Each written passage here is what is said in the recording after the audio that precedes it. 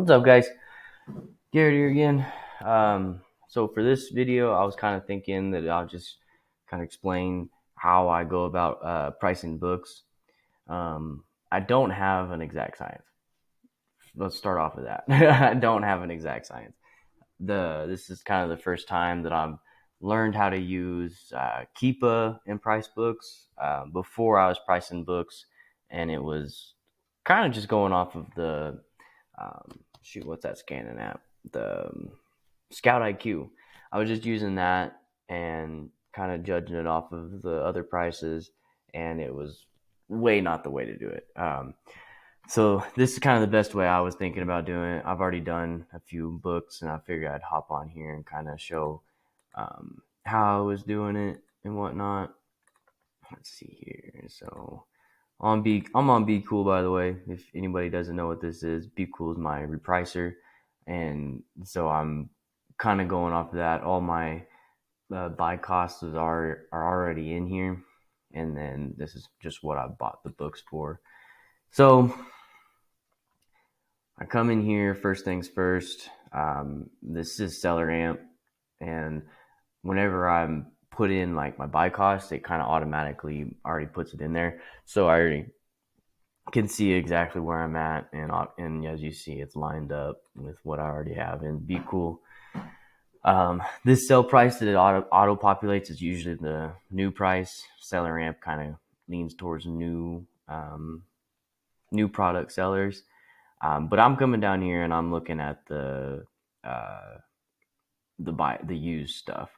So I always keep on Amazon and the new buy box and the new price. But as you can see, the used is way below that, and that's usually what I like to see. But anyways, so I'm gonna come in through here and I'm gonna see what the low price is historically, and it's looking like for the last 3 months, we're looking at a low. I'd say between like probably around 30, low of 30, and then the high is at. I mean, there's some of these up here that are random, but I probably wouldn't price it up at this plot. I'd probably go maybe 40. Let's look at the year. See, it's even higher back here. So then I'm going to come in here, look at the used, and I'm going to filter it through the prime because that's my competition. So it looks like the lowest prime offer that I'm going to get. Oh, look, Apex Media is on this one. But the lowest prime that I'm going to get right now is $42.93. Apex Media, whenever you're competing with them, they're such a big company. As you can see, the lifetime rating count is ridiculously high. They're such a big company that they can tank the price pretty easily if they wanted. If they're just like, hey, we're tired of holding this book, let's get out of here.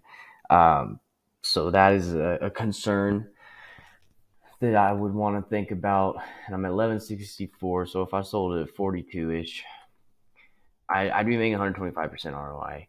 Not quite what I want for that.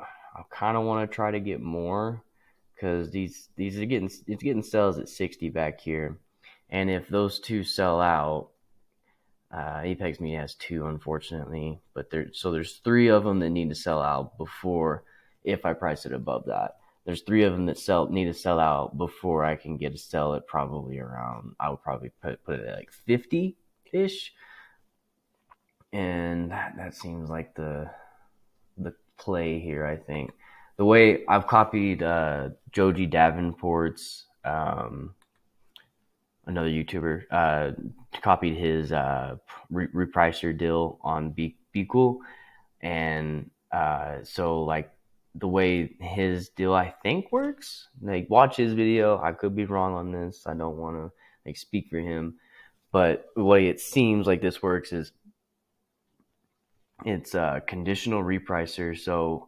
whatever I put in the max, so say I'm probably going to put it at 50 to be in between, wait for those three to sell out, then I'll probably get the buy box, and then I'll put the low at like 30 because I think I'll still be good at 30 if I get it sold at 30. Yeah, see, I'll still make some money on at 30. So like I always want to put the high at like a price that like I'll make a lot of money, and it's not like the highest it's ever been, but it's not. It's kind of like in between, like a mid ground of the highs, and then I find like the lowest price that I still can make money and still selling it. And the reason being is because um, this uh, conditional repricer rule, it, from what I understand, it's going to put it at the high. It's going to put it at the max, and then as time goes on, I think it's like 180 days or something like that, it'll start dropping it. And then another month goes by, it'll start dropping the price and dropping and dropping and dropping it. So it's going to try to get that max price first for the first while. And then if it doesn't sell after so much time, it'll start bringing the price down. So that's kind of how I try to get the repricing kind of down for, and so I try to get I look at the most expensive price that it looks like it's selling for, or it is listed for at the moment, and then I try to kind of go a little bit underneath that because I'm looking to move books. Like you if you want to maximize your profit, maybe put it at that max price. Um, but it's kind of how you want to do it. I would rather have a book move and make still make 100 200% ROI, still make that money, but I don't want it to sit for forever. Like that book that I would just reprice is probably going to sit for a while because I got to wait for those 3 to sell out. But it might be worth it. You know what I'm saying? If it does eventually sell. So this one I think is a seasonal. Yeah. So it's probably a college book because it's dropping. See the green lines are dropping down here like this, and then it kind of gets thinned out and it drops a little bit here. So right here's the spring semester everybody's buying it for. Here's the summer semester everybody's buying for, and then here's the biggest time to sell, and that's the for the fall semester. So this is a college book, as you can see. The as the demand goes up, the price goes up. Supply looks like it will take a little dip, not majorly, but here it definitely does. And then you can consistently see the ups and downs of the season as it goes. So the green going up and down, all throughout the timeline. So with this book, I'm gonna price it. I'm not gonna look at this mid time. I'm gonna kind of ignore this time where it's not really selling a whole lot because this book I'm gonna hold. I got January coming up, so I'll look at that, try to get it sold for January. Because I bought this book for $7.86, and it looks like the high price. Let's zoom in on this. The high price for the used buy box looks like it'd be around 30, 29, 30.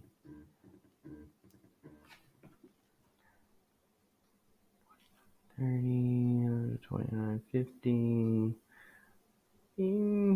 So yeah, I'm probably gonna put it at that max right there. So I think that I could get it sold for that.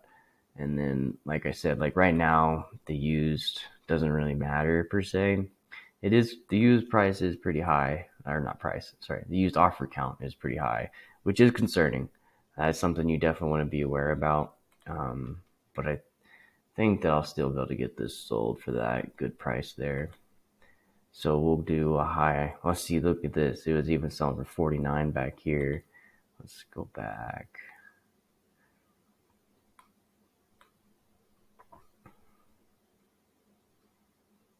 See, they just started showing the used buy box price consistently back here. You could just see you can only see the lowest price.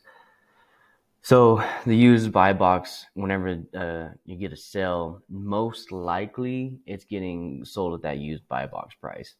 It's definitely possible that someone understands Amazon a little more than the average person and knows that they can get the used book that's most likely just as good as, or you can get a used book for cheaper that's probably just as good as the regular one. but the buy box is usually going to be given to the prime seller, which is just FBA. Someone sending it into Amazon, having Amazon handle everything. So they're going to be able to get that book faster.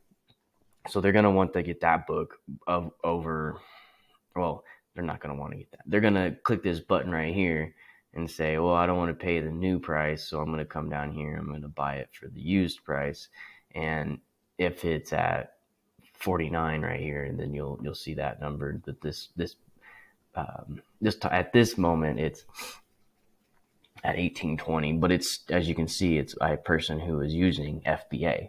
So whenever school textbook season comes around, it should pop up, especially if the user count drops like this and whatnot. It didn't really much last. Well, it did a little bit, I guess, last semester.